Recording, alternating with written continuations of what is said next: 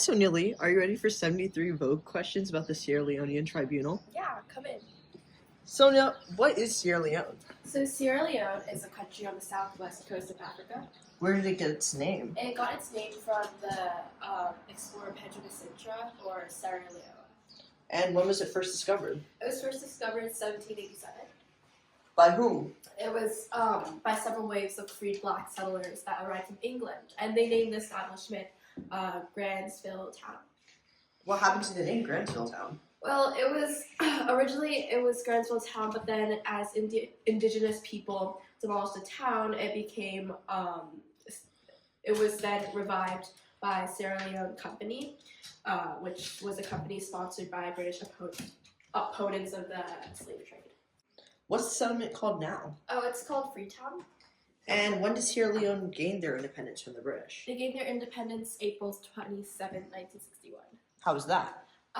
Well, it was like the first few years were peaceful and prosperous, with a lot of their revenue stemming from mineral resources such as diamonds. That was originally what enticed Britain from wanting control over the land. What happened to that peace? The former government was led by Sir Milton Margai, who ended up dying in 1964, and he was then overtaken by his brother, Sir Albert Margai. Sonia, listen down. What happened then? Sika Stevens won the general election in 1967 and was sworn in as the prime minister. He was immediately overthrown by SLA's head of army, Lansana, and martial law was declared. And how did Stevens stay in office after that? Lansana was overthrown a few days later by military officers who set up a military government, and a year later, parliamentary rule was restored under Stevens and the APC. Oh, is that someone at the door? Oh, hi. Hi, Sonia. So these are my fellow prosecutors. So guys, how did the Civil War start? So the Civil War technically started in 1991, but it really all started in 1967 when Siake Stevens was elected prime minister. What did Siake Stevens do? He was a self-indulgent, corrupt prime minister. In the 17 years in office, he got the name 7 Years of Plague Locusts. You guys want to sit down? Sure. So what happened during his presidency? So as she said, he was a very corrupt president. He emptied the treasury for his own personal finances. He exiled any political opponents he had. He ended public education in Sierra Leone. And because there was no money in the treasury, he could no longer pay for public officers or for army officials. What was the response to this corruption? Led by their leader, Fado Sanko, a rebel army from Liberia invaded the southern border of Sierra Leone. They were called the RUF, which stood for the Revolutionary United Front. How did the RUF amass power? So many people in Sierra Leone originally supported the RUF because Sierra Leone was in such shambles at the time economically, but most of the support came from Liberia, like financial and armed support. Why Liberia? Liberia was the country next door, and it was in the middle of its own civil war. Charles Taylor, Liberia's dictator, was wreaking havoc throughout the country, using advanced weaponry. How does that connect to Sierra Leone? So, because of the Civil War in 1991, there were around 80,000 refugees lying at the Sierra Leonean-Liberian border trying to get into Sierra Leone, and so that is where the RUF recruited most of their soldiers, and additionally, they imported weapons through that border. Why? Taylor, the dictator of Liberia, wanted control over Sierra Leone's rich diamond deposits to fund his own war. Therefore, he supplied arms to the RUF during the Civil War. Oh, so were the RUF the good guys or the bad guys? There were no good guys. Both sides were bad. First, the RUF, most of their soldiers were child soldiers that they recruited from the border, and they told these soldiers that they would give them food and medicine in exchange for fighting in their army. But those who refused to fight in the army would ultimately die if they chose not to. So, 1992, 1 year into the war, what happened? The SLA, the Sierra Leonean Army, was fighting against the RUF. However, the soldiers in the SLA were not getting paid or being adequately supported by the government. So they staged a coup d'etat. They overthrew the prime minister and established a new government called the NPRC. So while the government was having its own internal conflict, what was the RUF doing? So the RUF seized on this instability and retained control of 2/3 of the country during this coup d'etat. So therefore, they gained control of the country's diamond deposits. Do you guys want to get a sip of water? Yeah, sure. So, if the RUF controlled the country's diamond mines, how did the NPRC pay the SLA soldiers? Well, they didn't. The SLA was being starved and again was unpaid by the NPRC. The SLA ended up rebelling against them and joining the RUF. Now the RUF was the strongest it had ever been.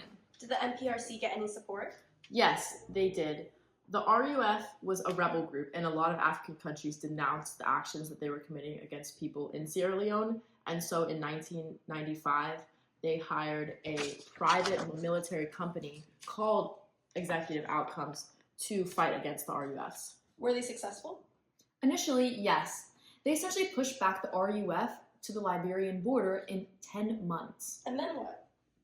Okay, so after the initial success in 1996, the Abidjan Peace Accords were signed by the RUF, and Ahmad Cabral was democratically elected Prime Minister of the People's Party of Sierra Leone, and a new military called the Central Defense Force was created to protect Sierra Leone.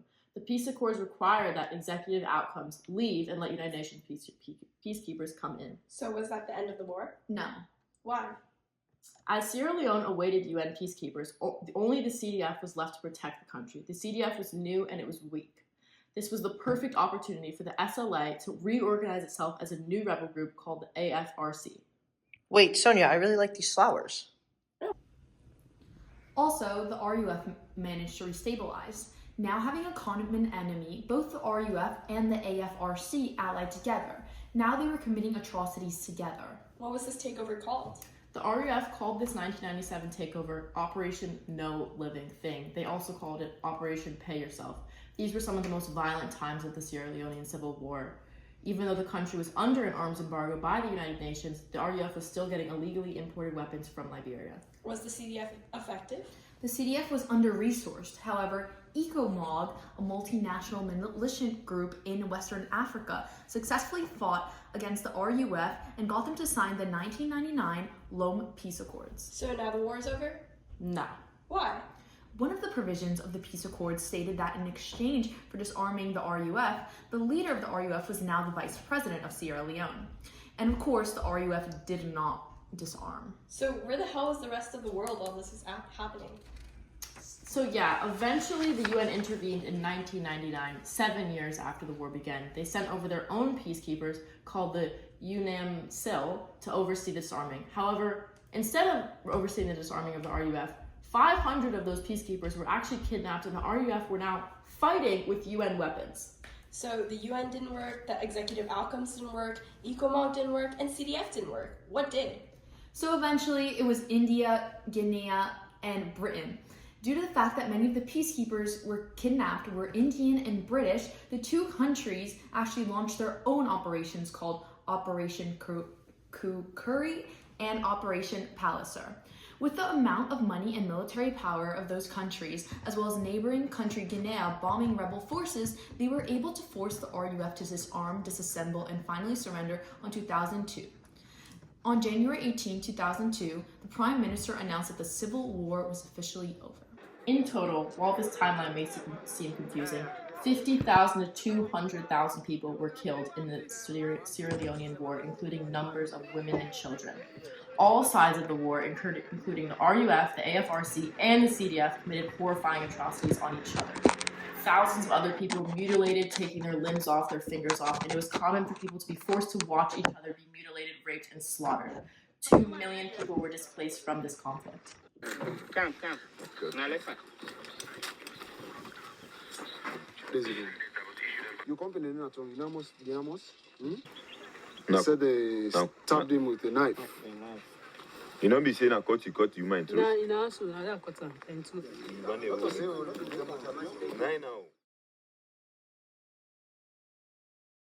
Wait, guys, where's Paige? I don't know. Let's go look.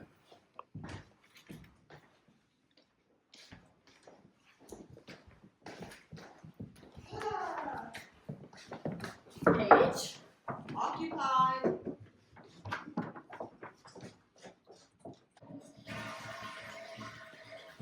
Hey guys. Hey Paige. So what does the SCSL stand for? It stands for the Special Court for Sierra Leone, aka the Sierra Leonean Tribunal. How was it founded? In 2000, President Kaba of Sierra Leone requested the UN to try those responsible for the crimes during the Civil War. 2 years later, the UN resolution had created the court.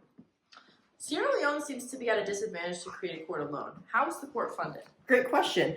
It was funded by over 40 donors, including the US, UK, Japan, Nigeria, Australia, and more. What is the structure of the court? The trial chamber, the appeals chamber, the office of the prosecutor, the registry, and the defense office.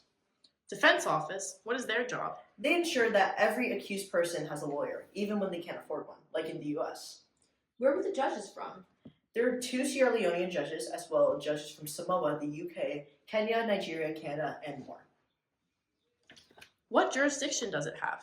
It has jurisdiction in Sierra Leone for individuals 15 and older and holds superiority over any court in Sierra Leone. The court can prosecute a lot of things: crimes against humanity, violations of Article 3 common to the Geneva Conventions, like war crimes, violations of international humanitarian law, and crimes under Sierra Leonean law.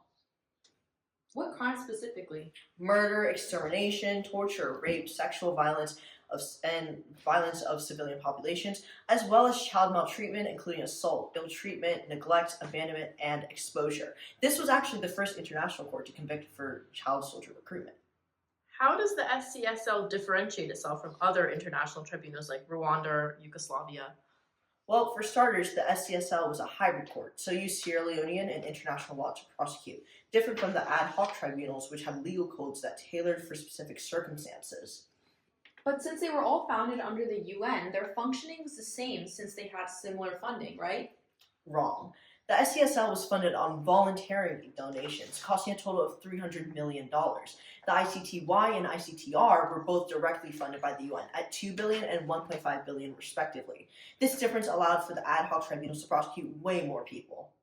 What were the range of the prosecutions for these tribunals? The ICTY and ICTR prosecuted a wider range of individuals from high-ranking officials to low-level perpetrators of war crimes. But the SCSL had limited funding and limited mandate, so they targeted prosecutions for those who bear the greatest responsibility for crimes, usually those with commander responsibility. Oh, hey Sonia. Oh, hey. Okay, guys, how many people were prosecuted in the SCSL? 23, with only 22 being completed. Was only one side held accountable? No, both sides of Sierra Leoneans and Liberians were prosecuted during the trials. Like who? Fode Soko was the Sierra Leonean and the founder / commander leader of the RUF, who worked with the Liberian President Charles Taylor, who supported his actions of conducting mass murder campaigns such as Operation No Living Thing, systemically raping thousands of women and girls, keeping many victims as sexual slaves or bushwives for rebels, forcibly recruiting and drugging children as young as 10 to commit brutal acts such as killing their family members, and systemically doing amputations, hacking off the arms, hands, ears, and lips of civilians. What punishments were they given? Sanko died of a stroke in 2003, and UN prosecutors claimed his death gave him a peaceful end that he denied to so many others. What is the reason for these differences? While Liberia experienced its own national conflict, a brunt of the atrocities that happened during the Sierra Leonean Civil War were enabled by perpetrators from Liberia specifically. There may be different perceptions of punishment based on the individual's national origin and the direct impacts on the person's community by others. Was the SCSL effective? Yes, it was effective in prosecuting those higher up responsible for the atrocities in the Civil War. However, nothing can make up for those atrocities, and they are still recovering today. What is the international impact of the SCSL? Well, the SCSL shows us that there's an international commitment to prosecuting all types of war crimes, and it's a landmark in international law as it was the first tribunal to prosecute war crimes against children specifically, and not an ad hoc tribunal that was funded directly by the UN, but funded by states on their own willingness to make a better world for everyone.